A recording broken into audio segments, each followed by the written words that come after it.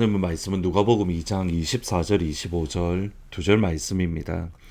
또 주의 율법의 말씀대로 산비둘기 한 쌍이나 혹은 어린 집비둘기 둘로 제사하려 함이더라.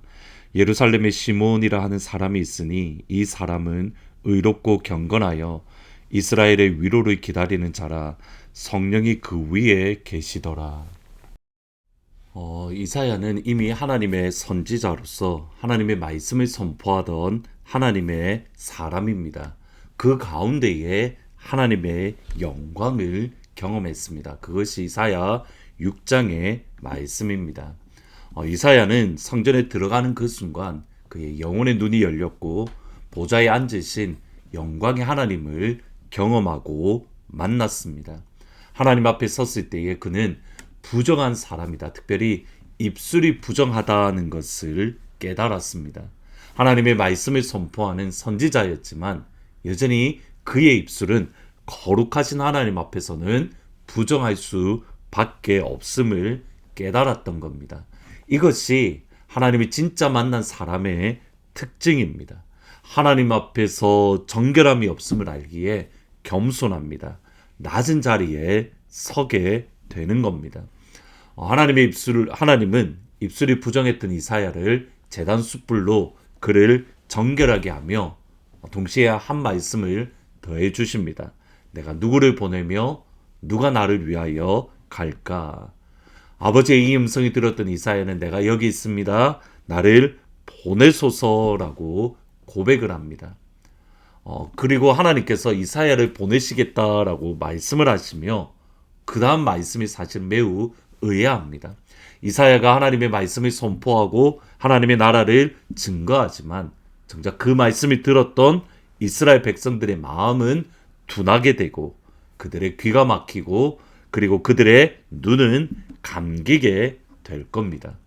하나님의 말씀이 선포되어질 때 두 가지 반응이 일어나는 겁니다.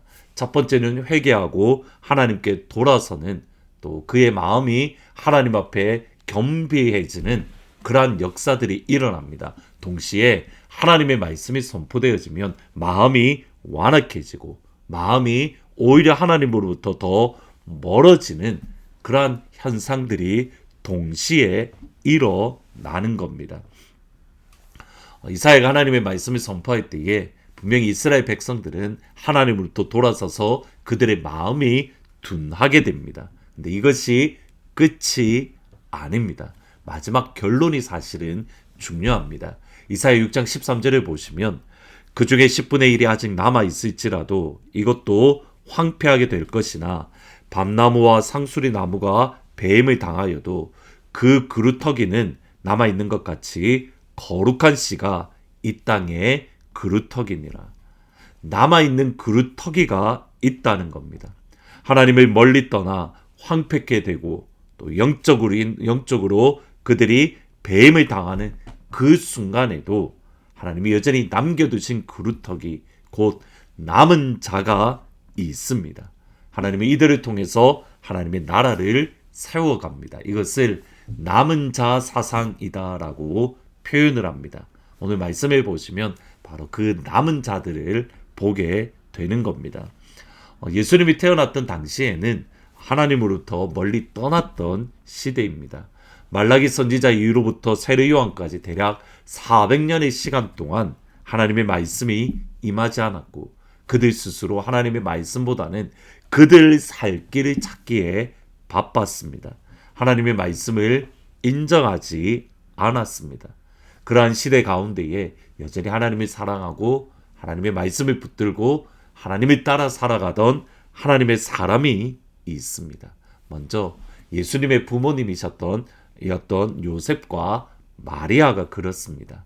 22절에 보시면 모세의 법대로 정결 예식의 날이 참에 아기를 데리고 예루살렘에 올라갔다. 모세의 법대로 정결 예식을 위해서 예루살렘에 요셉과 마리아가 올라갔습니다.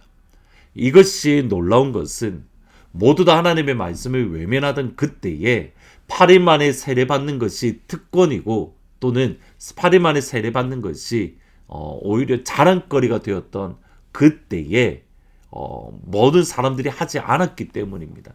많은 사람들이 그 모습을 취하지 않았기 때문입니다. 그때에 예수님의 부모님은 예수님과 함께 성전에 올라갔습니다. 특별히 24절을 보시면 주의 율법의 말씀대로 산비둘기 한 쌍이나 혹은 어린 집비둘기 둘로 제사하려 함이더라. 예수님의 정결 예식을 위해서 산비둘기 또는 어린 집비둘기로 제사를 드렸습니다.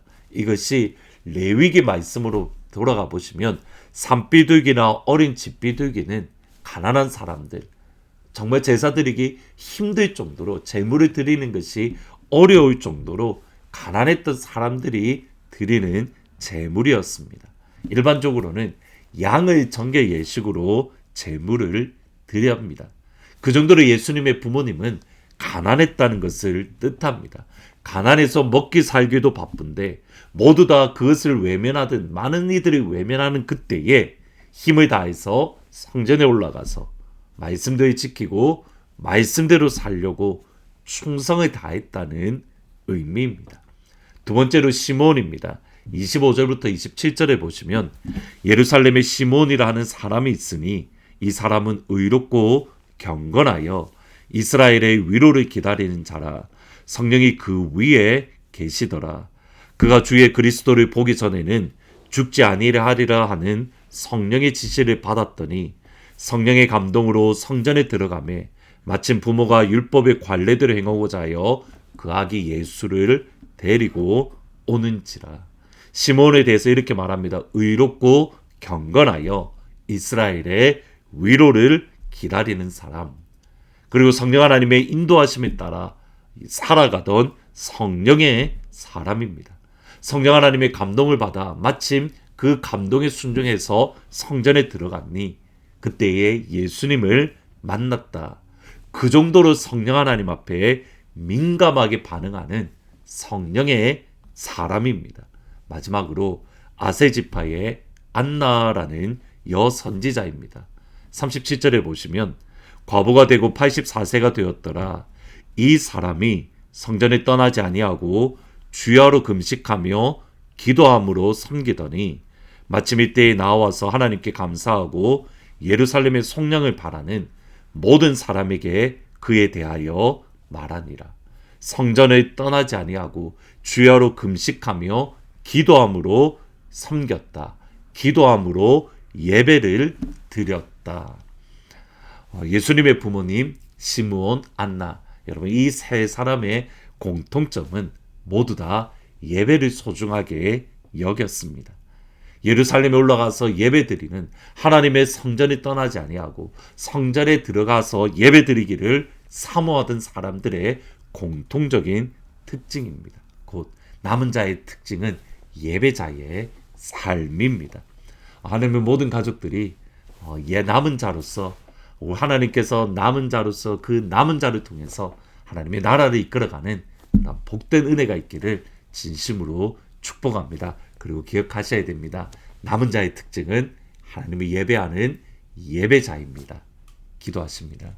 하나님을 예배하는 예배자로서 남은 자로서 이 땅을 살아가는 귀한 하늘문 모든 가족들이 될 수 있도록 주님 축복하여 주옵소서. 예배를 더욱더 소중하게 여기게 하시고 예배를 통해서 날마다 하나님의 영광을 하늘 빛을 경험할 수 있도록 아버지 축복하여 주옵소서.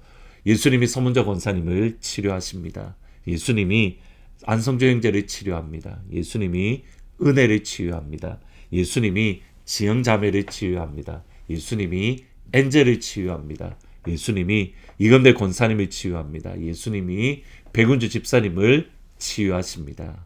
그 예수의 이름의 능력과 함께 오늘 하루 예배자의 삶을 살아가는 귀한 하루가 될 수 있도록 축복하여 주옵소서. 예수님의 이름으로 기도합니다. 아멘. 예배자로서 남은 자로서 이 땅에 살아가는 귀한 은혜 예배의 하루가 되기를 주님의 이름으로 축원합니다.